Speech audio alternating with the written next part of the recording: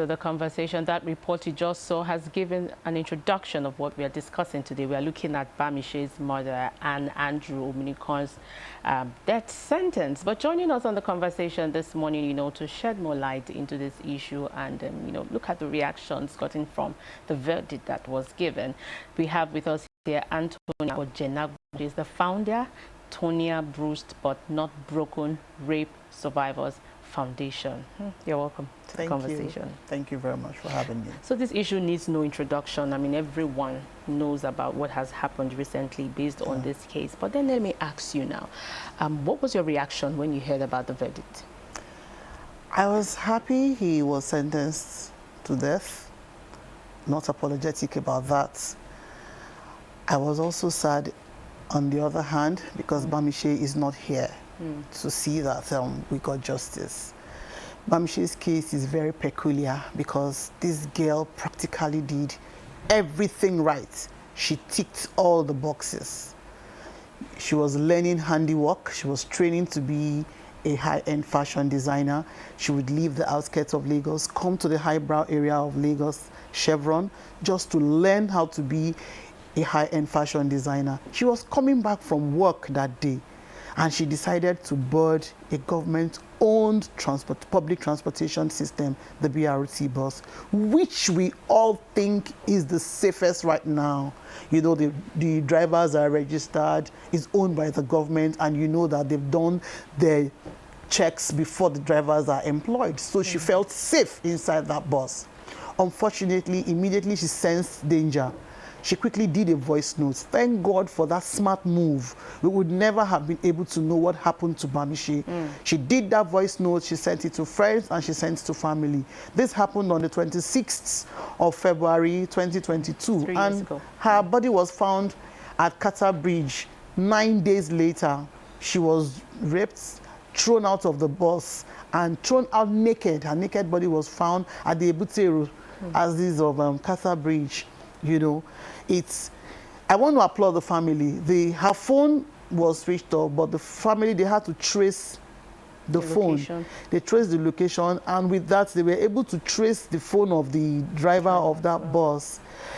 But it's so sad she's not here to see that justice was given. But in all, we're happy that this happened. It's also a fresh air and a breather for also survivors of sexual and gender-based violence, especially if you live in Lagos.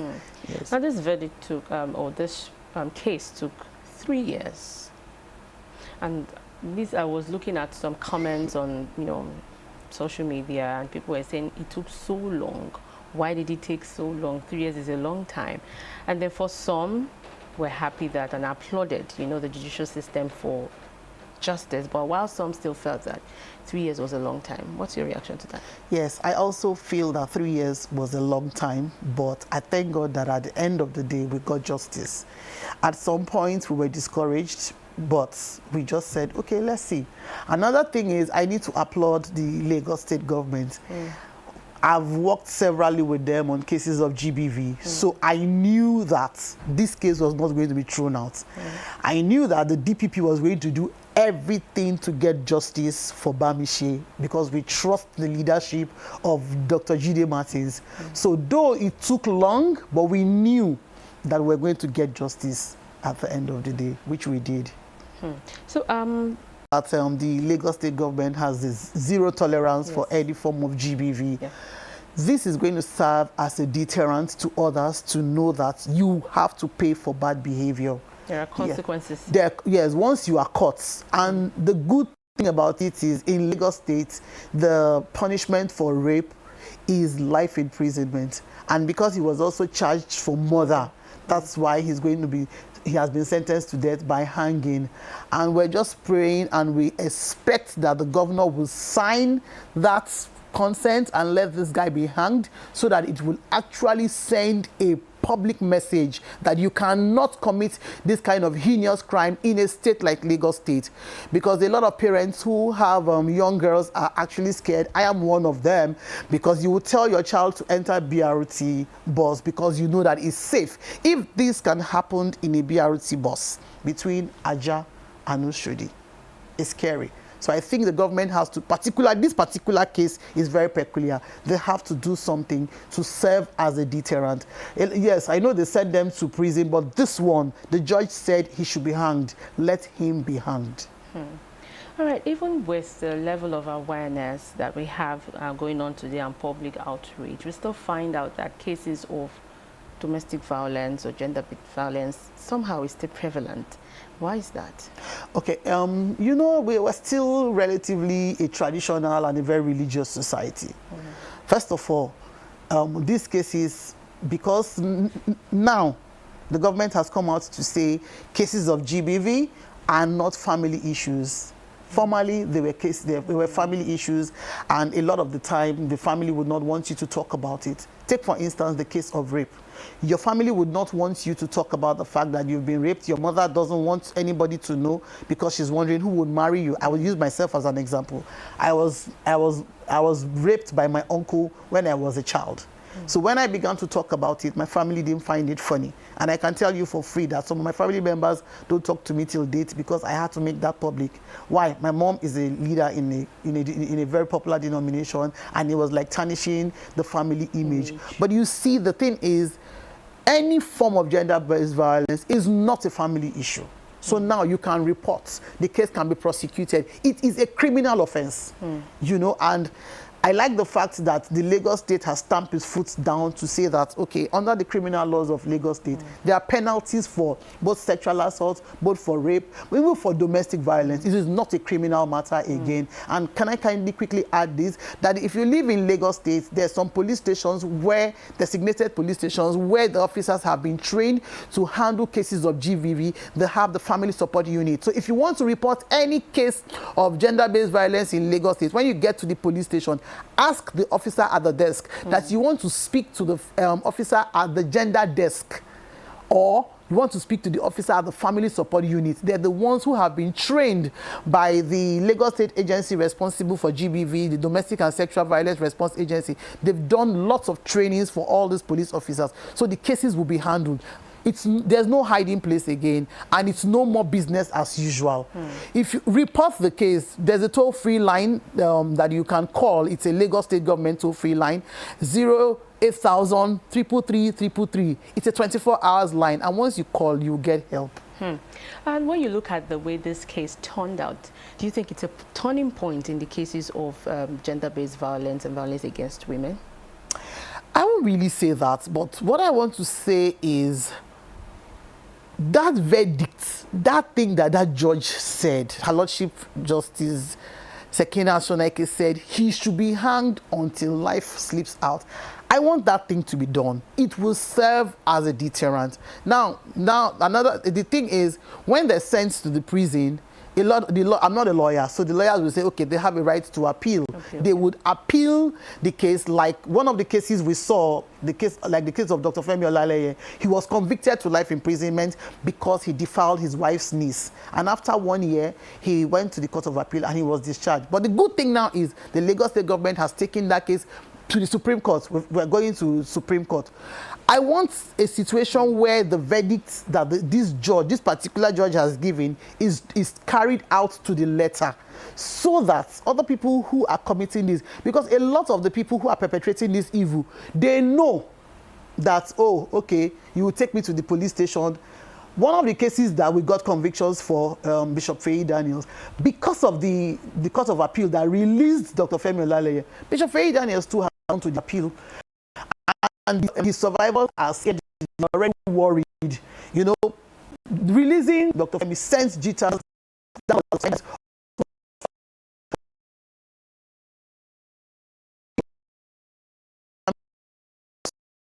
the reason he came up, he's not interested again. So I think that when a perpetrator is being sentenced, whatever the judge says should be done, it should be carried out to the letter. This will now lead me to the question of survivors and victims. Let's look at victims. Do we have a support system for them? Right now, I won't say we'll have a lot of support system, but more support are coming up. We have more support now than before. Yes, there's several support groups, out there providing psychosocial support for victims of sexual and gender-based violence. A lot of support groups are going on, but the thing is, a lot of support groups like mine, we don't post pictures, we don't show videos, because it is pure judgmental safe space. So when we say it's a safe space, it is a safe space, because we're not going to post your pictures, we're not going to show videos. So people don't really know that these things are there, but they're there. They're there. They're there. There's support. Yes, there's support. Support like following the victim to the courts every time the case comes up in court. Support like providing therapy, one-on-one therapy for the victims. And there's some victims, there's some survivors that will leave out, the ones who get pregnant in the course of the assault. Some survivors get pregnant and they don't know until the pregnancy has passed the stage where anything can be done about it. For such survivors, we register them in the government's own hospitals, you know, and we follow them every time they're going for antenatal. Sometimes we're even birth partners to the survivors. You know, the parents know that they have our promise, and we keep it to the letter, saying that once this girl goes into labor, give me a call, and we're there till the child has the baby, until the baby is born. So that support, there's support right now. Still talking about support, now let's talk about Bamise's family. How did the family cope through the trial? I really want to applaud Bamise's family. Yes, they stood by Bamise. Unfortunately, Bamise is not here to see that she has one of the most supportive families in Nigeria, I dare to say. Because when it comes to the cases of gender-based violence, families usually don't want to put their face out there.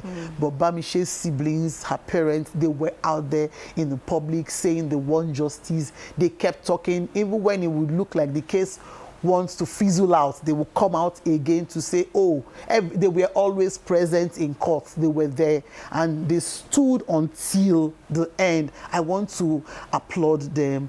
I don't know, I think maybe there should be, because of the way it's inside the BRT, but maybe the government can set up, I don't know if it's a committee or something, pay them a visit, compensate them, you know, because this girl was a bright star that was just cut up abruptly, just like that. I think something should be done, probably immortalize Bamise in Lagos, because we will forget that name. We won't forget her. We won't forget that girl. Do you think the judgment gave them closure? Because, you know, before we came on, I was telling you that I watched the interview of the brother when he was asked if he feels that justice has been served, and he said, quoting him now, that the only time justice will be served is when you are before God.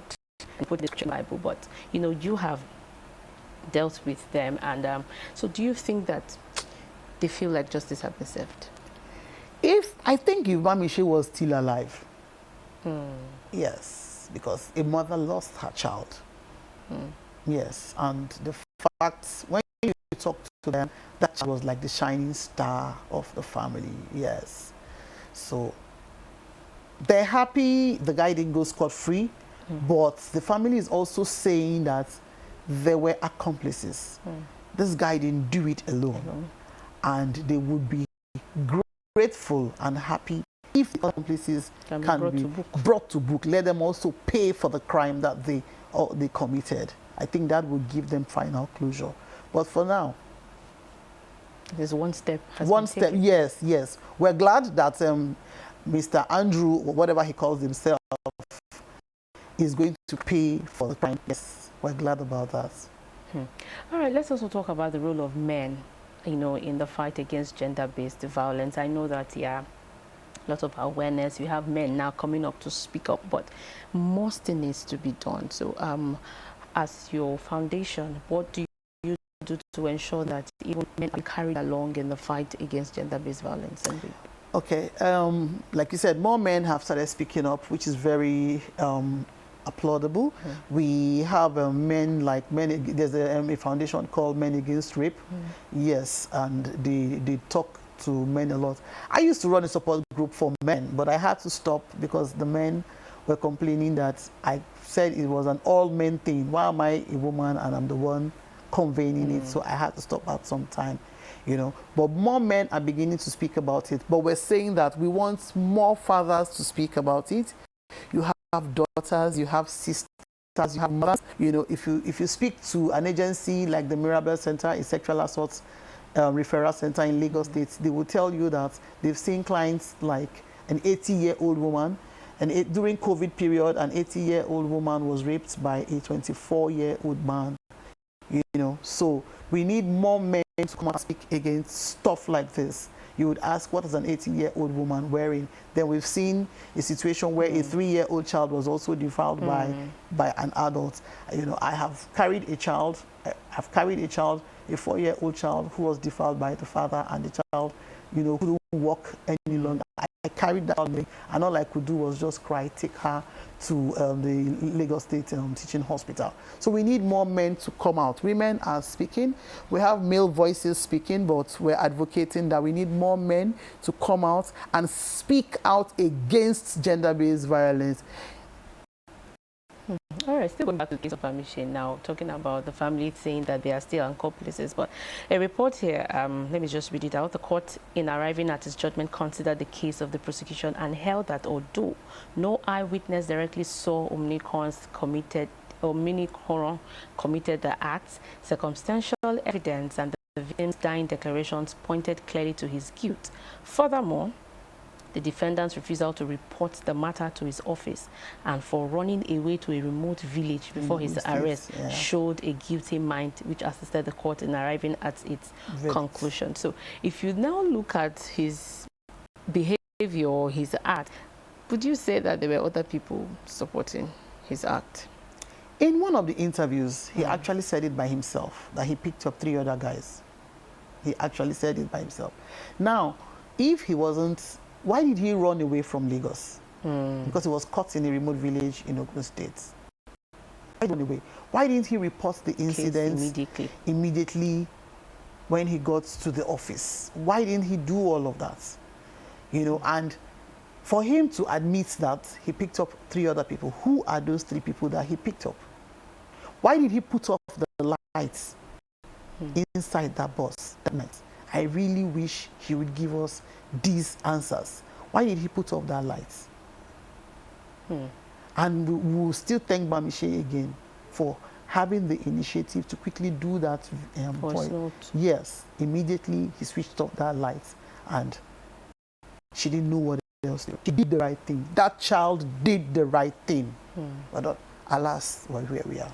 Oh, I'm looking at still the case of Bamise now. When you look at how would you assess society's response to Bamise's case? And do you also think that the society is becoming more supportive to rape victims? Let me speak out. Yes, yes. I think the case of Bamise was peculiar because you will not say, a lot of the times victims of rape are shamed, blamed, and stigmatized. You start hearing cases of, what was she wearing? Why did you go to his house? In the case of Bamise, she went to work. She was returning from work, and she boarded the safest mode of public transport in Lagos State today is BRT bus. That was what she boarded. She was returning from work.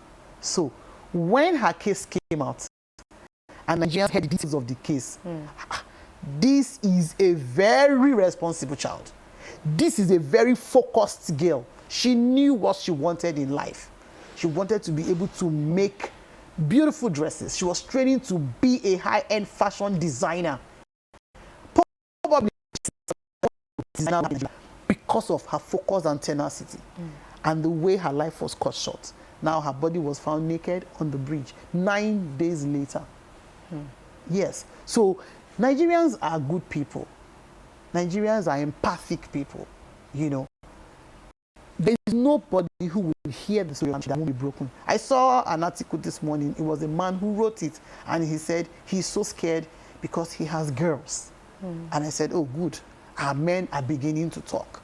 You know, so it doesn't look like, oh, it's only the women talking. No, these are young children, you know. If she had entered probably an unmarked vehicle, and he would have been saying, oh, why did she do that? But now, she, like I said, she ticked all the right boxes. She did everything right. But it's unfortunate we are here.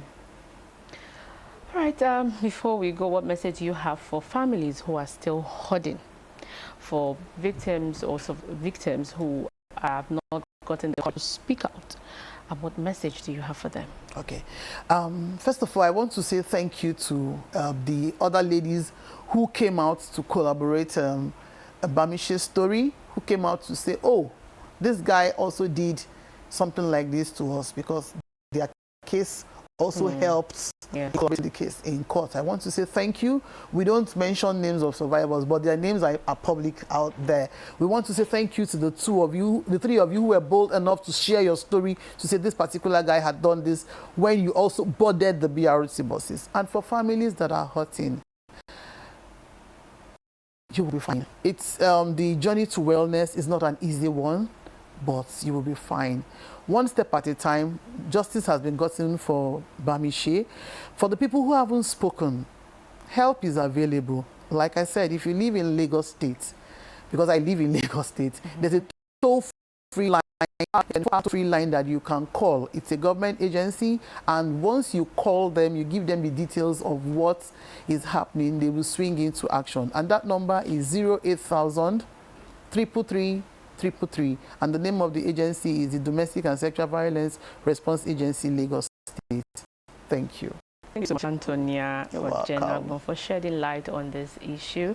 She is the founder, Tonia Bruised but Not Broken Rape Survivors Foundation. Thank you so much for lending your voice, and thank you for doing the good work. Thank you, so thank you for having me. Yeah, the conversation continues after this. Stay with us.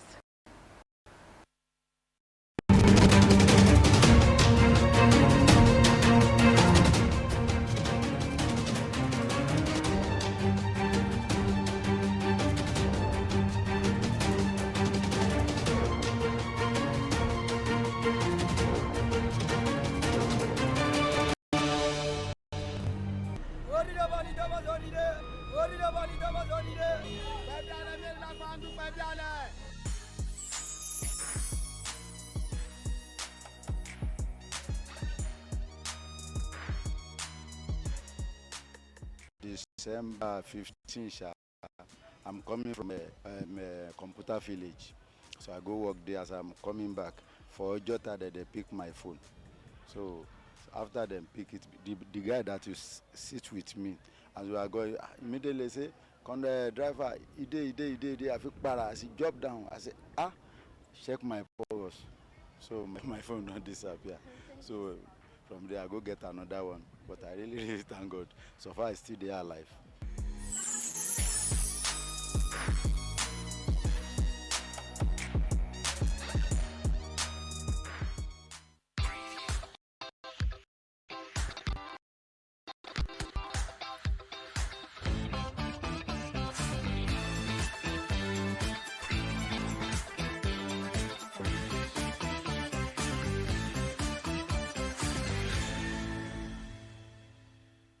Bus use transport. Bus transport system. Bus rapid transit.